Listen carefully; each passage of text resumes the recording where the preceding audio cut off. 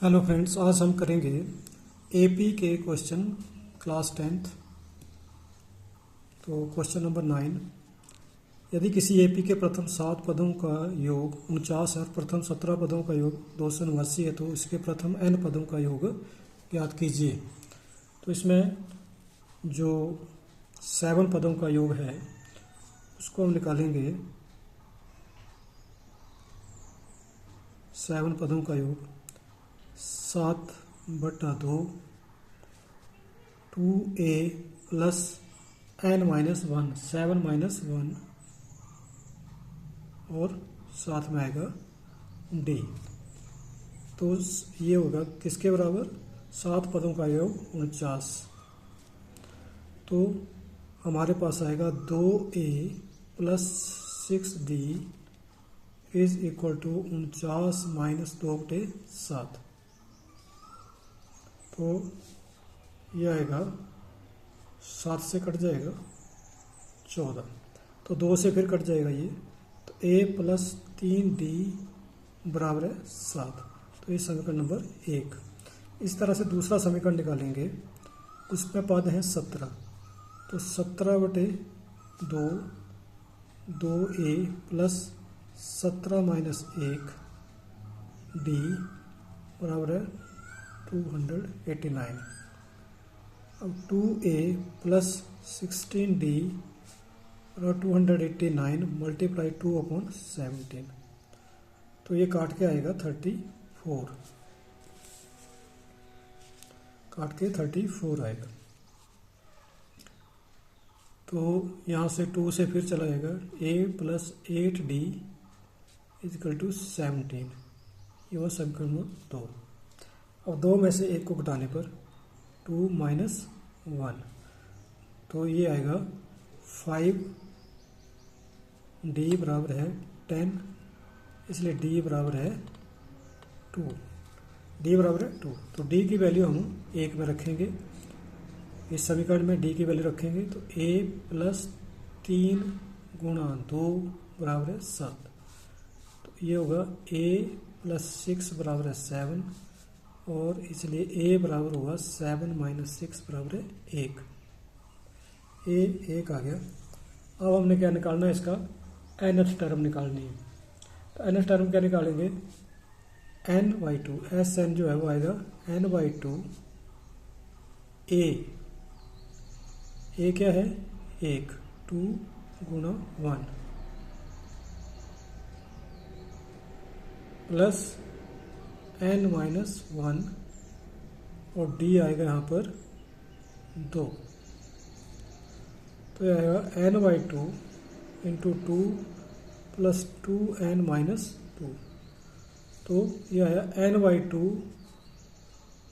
Multiply by 2n, 2 minus 2 0 हो गए, तो यहाँ से आया n²। इस तरह दर्शाइए कि a1 a2 इसमें, तो an है 3 प्लस 4n, 3 प्लस 4n, तो n बराबर हुआ। और जब n 1 है तो वैन n इजिकल टू 1, तो a 1 हो जाएगा 3 plus 4 is equal to 3 plus 4 is equal to 7।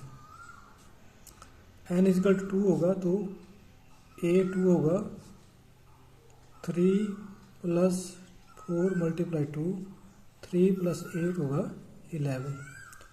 और इसी तरह अगर n बराबर 3 हो तो a 3 होगा 3 plus 4 multiply 3, 3 plus 12 is equal to 15, तो ये 15 आएगा। 15। तो इसमें पहले 1 बना, फिर 2, फिर 3। अब हम d निकालेंगे यहाँ से, तो जो d आएगा वो आएगा 11 माइनस 7 यानी कि 4, और a1 होगा 7, a1 होगा 7। तो S15 निकालना हमने प्रथम 15 पदों का। तो n/2 15/2 7 multiply by 2 plus n-1 N कितना है 15 माइनस 1 और डी है 4। तो ये होगा 15/2 14 प्लस 14 गुणा 4, 15/2 इंटू 14 प्लस 56, 15/2 गुणा 70, 2 से कट जाएगा 35। तो अब यह आंसर आएगा 525। इस तरह से ऐसे प्रथम 40 धन पूर्णांकों का योग ज्ञात करना 6 से विभाज्य है। तो 6 से विभाज्य कौन से होते हैं? 6 हुआ, 12 हुआ, 18 हुआ, इस तरह से जो 6 से विभाज्य है। कितने हैं? 40 पूर्णांक। इनका क्या निकालना है? योग। तो 40 का योग हम निकालेंगे तो S40 जो है 40/2 into 2 multiply by 6 plus n-1 40 minus 1 और डी है 12 में से 6 घटाएंगे तो 6, जो गैप एन का वो 6 का है। तो 20 12 प्लस 39 गुना 6, इनके 20 इंटू 12 प्लस 234, तो 20 गुणा 34 और 12 46 और ये हो गया आंसर आएगा इसका 4920। इस तरह अगला 0 से 50 के बीच विषम संख्याओं का योग ज्ञात करना है। तो n होगी इसकी 25, n 25 आएगा इसका, और a जो है वो 1 आएगा। तो संख्याएं कितनी होंगी? 25। तो इसका हमने निकालना है योग। तो एस एन होगा 25/2 और 2 मल्टीप्लाई ए, यहाँ पर 1 आएगा, प्लस n-1, n कितने हैं? 25 माइनस 1 और डी है 2 का गैप आएगा इसमें, 1 3 5 7 इस तरह से आएंगी संख्या, तो 2 का गैप आएगा। तो यहाँ पर 25/2 2 प्लस 24 गुणा 2, तो ये होगा 25/2 इंटू 2 प्लस 48, 25/2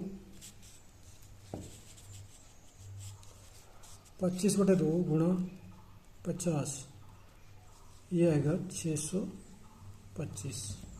तो इस तरह से हम इसको करेंगे। तो ये तो हो गया आपका क्वेश्चन नंबर 9, 10, 12 और 14। अब हम निकालेंगे क्वेश्चन नंबर 11। क्वेश्चन नंबर 11 है, यदि किसी एपी के प्रथम n पदों का योग 4n माइनस n स्क्वायर, तो ये S1 क्या है? 4n minus n square, 4 minus 1 is equal to 3। ये S1 होगा। S2 होगा 4 मल्टीप्लाई 2 माइनस 2 का स्क्वायर, तो 8 माइनस 4 इजिकल टू 4। तो फर्स्ट टर्म 3 आ गए, सेकेंड टर्म हुई, दूसरा पद हुआ 4 माइनस 3 बराबर है 1। पहला पद 3, दूसरा पद 1, 3 और 1 4। तो तीसरा पद क्या आएगा? 4 गुणा 3 माइनस 3 का वर्ग, 12 माइनस 9 3 आएगा। तो ये 3 आया। तो तीसरा पद क्या हुआ? तीसरा पद हुआ 3 माइनस 1, 3 माइनस, यानी कि दूसरा पद तो 1 हुआ, पहला पद हुआ 3 और दूसरे पद का जो जोड़ था वो 4 था, तीसरे पद का यह 3, तो 3 माइनस 4 माइनस का 1, माइनस का 1। उसके बाद आएगा, उसके बाद हमने निकालना है S9 नौवां पद का योग। तो 9वां क्या आएगा, 4 गुणा 9 माइनस 9 का वर्ग, 36 माइनस 81 बराबर है माइनस के 45। S10 आएगा 4 मल्टीप्लाई 10 माइनस 10 का स्क्वायर, ये आएगा 40 माइनस 100 बराबर है माइनस के 60। तो 10वां पद आएगा, 10वें में से 9वें का जोड़ घटा देना है, माइनस 60 माइनस 45, तो माइनस 60 प्लस 45 ये हो गए माइनस के 15, माइनस के 15। अब इसके बाद हमने क्या निकालना है, एस एन क्या है, 4n माइनस एन स्क्वायर। तो एस एन माइनस 1 क्या हुआ, 4n माइनस 1 n माइनस 1 का स्क्वायर। तो 4n minus 4 minus n square plus 1 minus 2n, तो आएगा 4n minus 4 minus n square minus 1 plus 2n। तो यह आपके पास आएगा माइनस के एन स्क्वायर प्लस के 6n माइनस के 5। अब nth टर्म क्या आएगी, nth पद क्या होगा, इसमें से इसको घटा देना हमने, Sn माइनस Sn माइनस 1। तो 4n माइनस एन स्क्वायर में से घटाने हमने N square plus 6n minus 5। तो 4n माइनस एन स्क्वायर, अब ब्रैकेट खोलेंगे तो माइनस का एन स्क्वायर माइनस के 6n प्लस के 5। तो एन स्क्वायर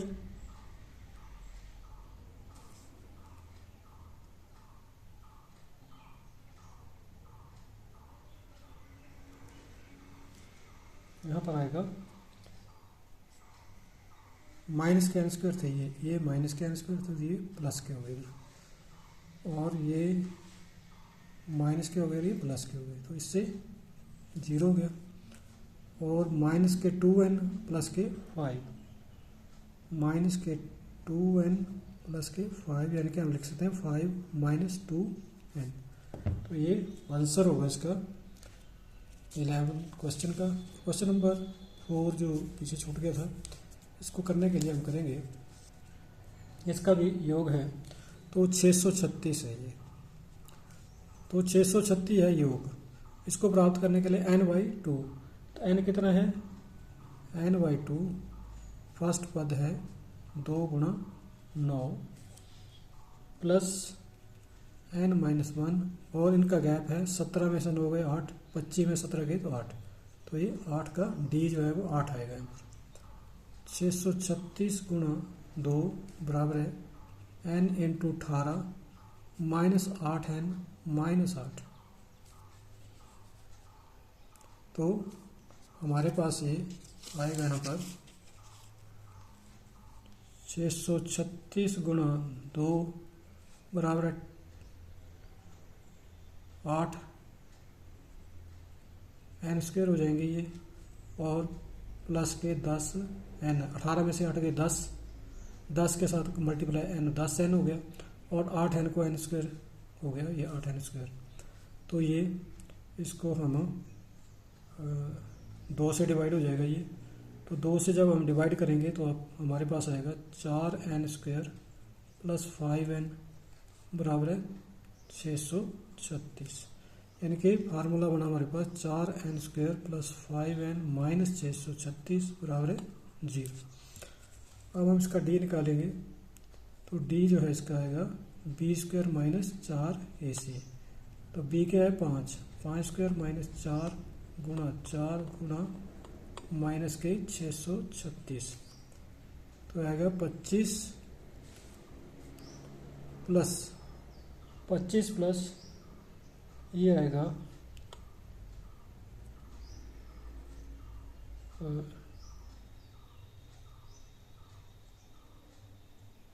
ये 4 चौके 16, इनको जब हम मल्टीप्लाई करेंगे तो हमारे पास ये जो मल्टीप्लाई करके आएगा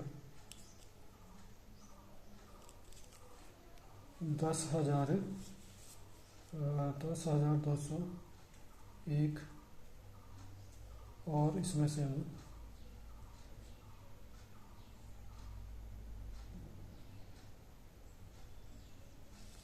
10,176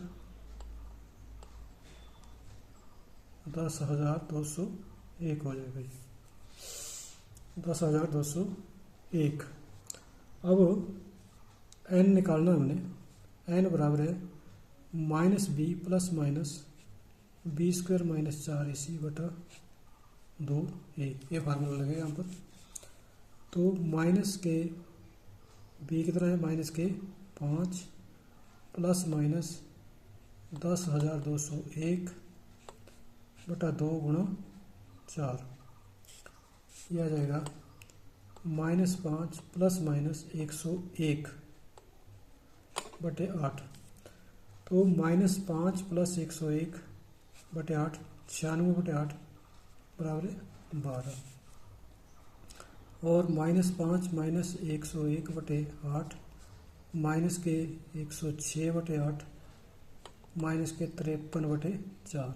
तो यहाँ पर जो n है वो हम 12 लेंगे, क्योंकि हमने नंबर ऑफ टर्म्स निकालनी। नंबर ऑफ टर्म्स बटे में नहीं आएगी, नंबर ऑफ टर्म्स पूर्णांक में आएगी। तो इसलिए ये इस तरह से हम इसको सॉल्व करेंगे। तो वीडियो को देखने के लिए धन्यवाद। वीडियो को लाइक करें, शेयर करें और सब्सक्राइब करें चैनल को। धन्यवाद।